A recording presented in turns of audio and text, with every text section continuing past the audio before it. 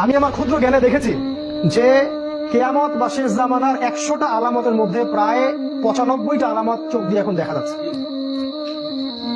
উঁচু উঁচু বিল্ডিং হবে, হয়ে গেছে, শেষ। মানুষ 99% মানুষ সুদ খাবে, দেখেন 100% মানুষ এখন সুদ খায়। জিনা বেড়ে যাবে, জিনা বেড়ে গেছে। ব্যভিচার বাড়বে, ব্যভিচার বাড়ছে। ধর্ষণ বাড়বে, ধর্ষণ বাড়ছে। সময় কমে যাবে, সময় কমে যাচ্ছে। ভূমিকম্প বাড়বে, ভূমিকম্প বাড়ছে। মহামারী ছড়াবে, ছড়াচ্ছে। মুসলিম থেকে নির্যাতন করা হবে, করা হচ্ছে। কাফেররা ঐক্যজোট হবে, হচ্ছে।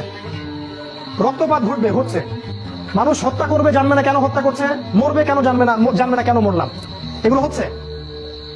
এমন কোন আলামত নাই, এমন কোন আলামত নাই। মেয়েদের বেহায়াপনা বাড়বে, বাড়ছে। ফ্যামিলিস্ট রেভলিউশন বাড়বে, বাড়ছে। ইসরায়েল শক্তিশালী হবে, হয়ে গেছে।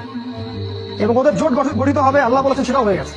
আমি আমার ক্ষুদ্র জ্ঞানে বলছি যে এমন কোন আলামত আমি দেখছি না যেটা প্রায় এই 95টা আলামত 100টার মধ্যে এখন পাওয়া যায়। কয়েকটা পাওয়া যায় না, সেটা সামনে আসবে। যেমন বললাম, আমেরিকার পতনের পরে এরপরে ইসরায়েল হবে এই বিশ্বের রুলিং স্টেট, এবং সেই দেশ থেকেই দাজ্জাল বের হবে এবং সারা বিশ্ব শাসন করবে। তারপর কি হবে? তারপরে এই মালহামাটা হবে, যার কথা বললাম। অথবা এই মালহামার পরে ইসরায়েল হবে এই বিশ্বের রুলিং স্টেট। তারপরে এদেরকে প্রতিহত করার জন্য আল্লাহ রাব্বুল আলামিন মুসলিমদেরকে ঐক্যবদ্ধ করবেন। প্রত্যেকটা দেশ, প্রত্যেকটা গ্রাম, প্রত্যেকটা জায়গায় যারা ইমানদার যুবক থাকবে, যুবকদের কথা এই জন্য বলছি তার কারণ তাদের হায়াত থাকবে ইনশাআল্লাহ, আল্লাহ চাইবে।